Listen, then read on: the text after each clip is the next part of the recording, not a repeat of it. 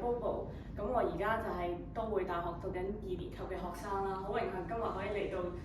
幼聯呢度做呢個青年大使嘅啟動禮啦。咁我都知道珊珊同埋幼聯咧一路以嚟都好推行呢個快樂教育啊，同埋一啲另類嘅教育。咁咧就唔係話傳統嘅教育唔好啦，只不過一啲學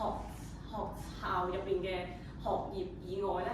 都係忽略咗一啲我哋好需要但學校冇教到嘅知識。咁幼聯咧就可以成為一個角色去補充一啲課外嘅知識俾學生啦。咁我而家咧除咗喺大學入邊讀書之外咧，其實我自己已經開始咗創業啦。咁我而家都係做教育嘅，我自己就做緊 STEM 同埋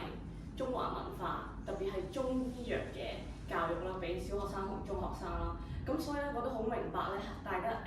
作為學生啦，佢哋平時咧喺學校邊上堂啦，其實都好悶，即係叫係咁温書啊，讀晒學校老師教嘅知識啊，中文咧、英文乜都要入晒個腦度。咁反而珊珊推行嘅幼聯推行嘅另類教育，同埋我哋呢啲課外活動咧，可以俾到一個喘息嘅空間俾呢啲學生，等佢哋去課餘嘅時間去發掘佢哋自己嘅興趣，就好似呢一個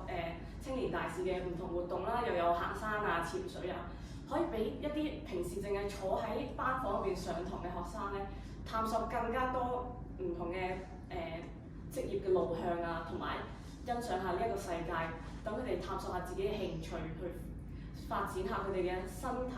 心靈同埋佢哋嘅智慧都可以得到成長。咁所以好榮幸，我就可以加入呢個青年大使去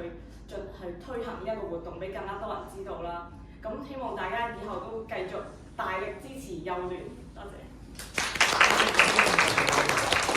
咁我哋下一位有請 Jenny 嘅。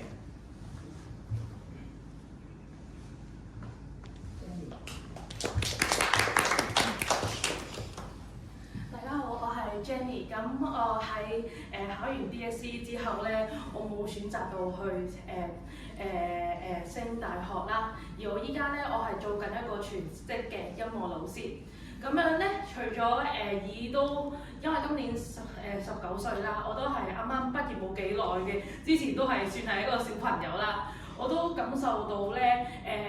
我覺得學校少教我哋最重要嘅一樣嘢就係點樣去處理自己嘅情緒咯。好多時候咧，有好多壓力啊，或者有啲唔開心嘅事啊，可能大家或者好似我細個嗰陣時咧，都唔知點樣處理。所以咧，我一聽到咧，即係幼聯咧，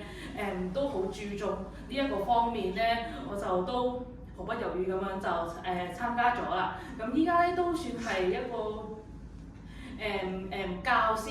因為都教緊小朋友音樂啦，所以咧都接觸咗好多小學啦，甚至乎更加細嘅甚至乎咧中學咧我都有教過啲嘅。咁樣咧我就覺得咧佢哋除咗讀書之外咧，可能對於音樂啦，佢哋會比較迷惘啲，或者咧屋企可能咧唔係咁重視。咁樣咧頭先聽到話有關於藝術嗰方面嘅發展啦，我都覺得好欣慰嘅，因為我都希望咧呢方面咧小朋友可以得到好全面嘅發展。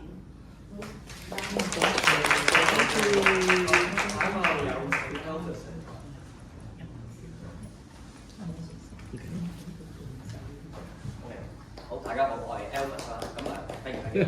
咁我係20歲一個法律同工商管理嘅學生。今次好多謝 Keith 就邀請我，即係分享幾句啦。咁其實今次我收到3個題目嘅，第一個題目就係點樣參與呢一次嘅計劃啦，第二個題目就係關於呢個 Nurturing Our Future 呢個計劃嘅啲嘅睇法，同埋第三個題目咧就係一啲 personal experience 同埋未來一啲發展路向啦。咁一個一個嚟啦。第一個就係點解會參與呢個計劃咧？其實都係機緣巧合嘅。咁我之前幼聯都係喺深水埗，我記得做一個地鼓活動啦。咁因為個活動認識幼聯啦，咁之後 keep 住都有去留意幼聯啲動態。咁去到早2個月嘅時候，咁有個強制佢每月條例草案，咁有個論壇，亦都邀請咗啲專家學者啦，包括法律學者啦，因為我自己讀法律啦。邀請咗立法議員啦嚟分享，亦都見到一班好即係五光十色、星光熠熠嘅幼兒同學仔咧，就一齊去分享嘅。咁呢個好 appreciate 佢哋一啲嘅努力啦，同埋佢哋一啲之前一啲事前準備，即係將自己一啲聲音咧反映出嚟，亦都係好符合我哋幼兒園嘅宗旨，都係希望將年青人或者係幼兒一啲聲音咧，就帶入俾一個成年人嘅世界，亦都讓到政府係聽得見，亦都知道珊珊過往好多年咧都係做緊呢個角色，即係將一個橋頭嘅角色，將政府同埋民間嘅一啲智慧力量咧係集合嘅。咁喺嗰次嘅活動，我見到幼兒園就 promote 咗呢一個青年大使計劃啦，咁所以我都即係義不容辭去報名，因為本身我自己都有參加唔同一啲青年發展或者係兒童權利倡議啦。咁我以前都喺聯合國嘅兒童基金會度去做一啲嘅青年倡議工作咧，都講啲兒童四權啦，即係包括參與啦、發展啦、受保護啦、唔同嘅權利啦。咁亦都希望從一啲國際公約同法律嘅角度去保護兒童，令到佢哋免受一啲虐待啊、欺凌等嘅情況。咁呢個都聯繫到我第二個要講嘅 point 就係Nurturing Our Future 呢個計劃啦。咁我特登 drop 低我係點樣？佢個係 Nurturing Our Future 30願景愛是美行，我一個好長嘅名，即係我都驚我講錯嘅。所以我等陣先係校長係。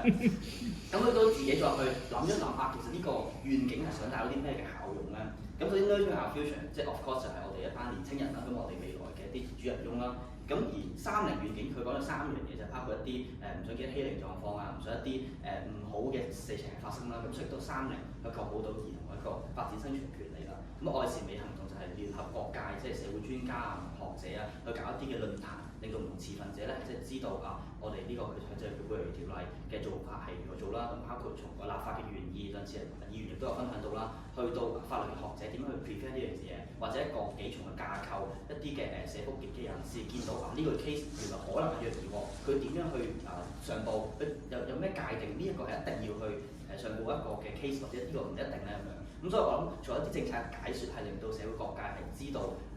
兒童權利呢樣嘢係好重要嘅，都係避免到即係之前有好多虐待兒童啊，或者係兒童權利被剝削嘅事件啦。咁我相信呢一個咁多管齊下嘅計劃咧，係會聯繫到各界專業學者啦、專家啦，令到政策無論係佢個政策面、執行面咧，係能夠down to earth落到佢一啲民間嘅智慧，亦都係可以相結合嘅。